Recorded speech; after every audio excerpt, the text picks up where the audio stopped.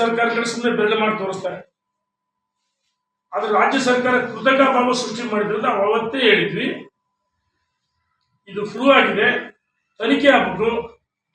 ತನಿಖೆ ಎಷ್ಟು ಮಾಡಿ ಯಾವುದೇ ಸರ್ಕಾರ, ಆದರೆ ಈ ಕೃತ್ಯವನ್ನು ಯಾರು ಮಾಡಿದರೆ ಅವ್ರ ಮೇಲೆ ಕ್ರಿಮಿನಲ್ ಕೇಸ್ ಹಾಕಬೇಕು. ರೈತರಿಗೆ ಮೋಸ ಯಾರು ಮಾಡ್ತಾರೆ ಅಂತವ್ರ ಮೇಲೆ ಕ್ರಿಮಿನಲ್ ಕೇಸ್ ಹಾಕಬೇಕು ಅಂತೇಳಿ ನಾವು ಒತ್ತಾಯ ಮಾಡ್ತೀವಿ. ಅಲ್ಲ, ಕೇಂದ್ರ ಸರ್ಕಾರದವರು ಇದಕ್ಕೆ ತನಿಖಾ ತಂಡ ಮಾಡ್ಬೇಕು. ನೀವೇನಾದ್ರೂ ಪಕ್ಷದ ಮನವಿ ಮಾಡ್ತೀರಿ? ಯಾಕಂದ್ರೆ ಕೇಂದ್ರ ಸರ್ಕಾರ ಕಳಿಸಿದ್ದು ಇರಾಗೊಬ್ಬರ, ರಾಜ್ಯ ಸರ್ಕಾರದಿಂದ ತನಿಖೆ ಆದ್ರೆ ರಾಜ್ಯ ಸರ್ಕಾರದವರು ಭಾಗಿಯಾದ್ರೆ ನಾನು ಹೇಳಿದಲ್ಲ, SIT ಮಾಡ್ತಾರೆ. SIT ಅಂದ್ರೆ ಏನು?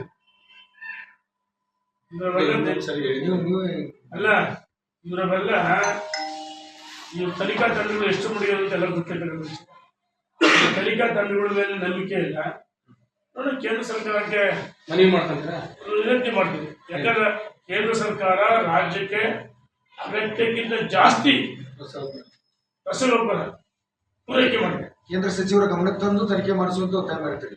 100% ಕೇಂದ್ರ ಸರ್ಕಾರಕ್ಕೆ ಒತ್ತಾಯ ನಾನು ಮುಂದಿನ ಡೆಲ್ಲಿ ಹೋಗ್ತೀನಿ, ಈ ತನಿಖೆಗೆ ಒತ್ತಾಯ ಮಾಡ್ತೀನಿ.